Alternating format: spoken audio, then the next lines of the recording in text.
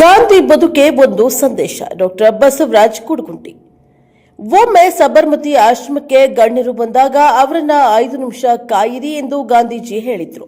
ಬಂದ ಗಣ್ಯರು ನಮಗಿಂತ ನಿಮ್ಮ ಕೆಲಸವೇ ಮುಖ್ಯ ಎಂದು ಕೇಳಿದಾಗ ಕುರಿಮರಿಗೆ ಕಾಲು ಮುರಿದಿತ್ತು. ಅದನ್ನ ಕಟ್ತಾ ಇದ್ದೆ. ನಾವು ಮುಖ್ಯವೋ ಕುರಿ ಮುಖ್ಯವೋ ಎಂದು ಗಣ್ಯರು ಕೇಳಿದಾಗ ನನ್ನ ಪಕ್ಕದಲ್ಲಿರುವ ಜೀವಿ ಬಗ್ಗೆ ನಾನು ಅರ್ಥ ಮಾಡಿಕೊಳ್ಳದಿದ್ರೆ ಎಲ್ಲೋ ಮೂಲೆಯಲ್ಲಿರುವವರನ್ನ ಹೇಗೆ ಅರ್ಥ ಮಾಡಿಕೊಳ್ಳುವುದು ಸಾಧ್ಯವಾಗುತ್ತದೆ? ಪ್ರತಿಯೊಂದು ಜೀವಿಯೂ ನನಗೆ ಮುಖ್ಯವಾಗುತ್ತದೆ ಎಂದು ಗಾಂಧೀಜಿಯವರು ಮಾನವೀಯತೆಯನ್ನ ನೆನೆದರು.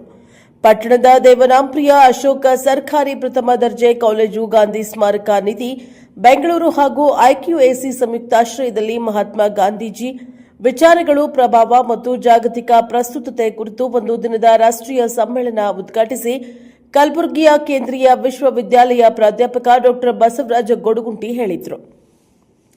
ದೇಶವನ್ನ ಎಡಬಲಗಳ ಸಿದ್ಧಾಂತದಲ್ಲಿ ಕೊಲ್ಲುತ್ತಿದ್ದಾರೆ. ಗಾಂಧೀಜಿಯವರು ವಿಚಾರಧಾರೆಯನ್ನ ಕೊಲ್ಲಲು ಸಾಧ್ಯವಿಲ್ಲ. ಭಾಷೆಗಳ ಇತಿಹಾಸ ಬಗ್ಗೆ ತಿಳಿಸುತ್ತಾ ಹಿಂದೂಗಳದ್ದು ಉರ್ದು, ಮುಸ್ಲಿಮರದೆಂದು ಇಂಗ್ಲಿಷರು, ಬಿಬಿಸಿ ಭಾಷೆಗಳ ಹೆಸರಲ್ಲಿ ಧರ್ಮಗಳನ್ನ ಒಡೆದರು. ಒಂದೇ ಧರ್ಮ, ಒಂದೇ ಭಾಷೆ ಇರುವ ದೇಶವನ್ನ ಆಡಳಿತ ಮಾಡುವುದು ಸುಲಭ, ಆದರೆ ಬಹುತ್ವ ಇರುವ ದೇಶವನ್ನ ಆಳುವುದು ಸವಾಲಿನ ಕೆಲಸವಾಗಿದೆ.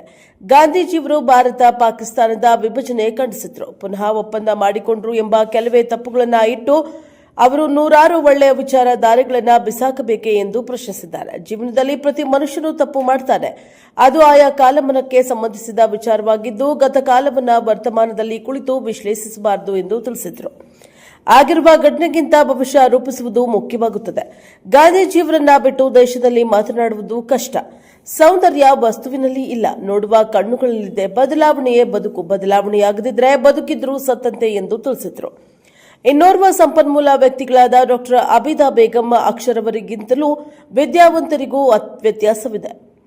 ಶಿಕ್ಷಣ ಕೇವಲ ಜ್ಞಾನಾರ್ಜನೆಗಾಗಿ ಅಲ್ಲ, ಜೀವನದ ಸಾಮಾಜಿಕ ಮತ್ತು ಆರ್ಥಿಕ ಶಕ್ತಿಗಳನ್ನು ಬೆಳೆಸುವ ಸಾಧನವಾಗಿದೆ.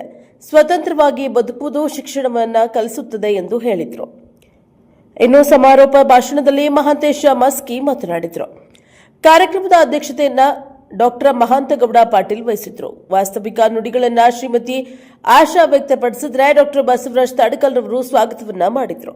ಕಾರ್ಯಕ್ರಮದಲ್ಲಿ ಡಾಕ್ಟರ್ ರಾಮಣ್ಣ ಜುಮ್ಮಾ, ಶಿವಜ್ಞಾನಪ್ಪ, ಸಣ್ಣಪ್ಪ ನಾಯಕ, ಹಾಜಿ ಬಾಬಾ, ಡಾಕ್ಟರ್ ರಜಿಯಾ, ಐಕ್ಯೂಎಸಿ ಸಂಯೋಜಕರಾದ ರೋಹಿಣಿ ಮೂರ್ತಿ, ಕನ್ಯಾಕುಮಾರಿ ಭಾಗವಹಿಸಿದ್ರು.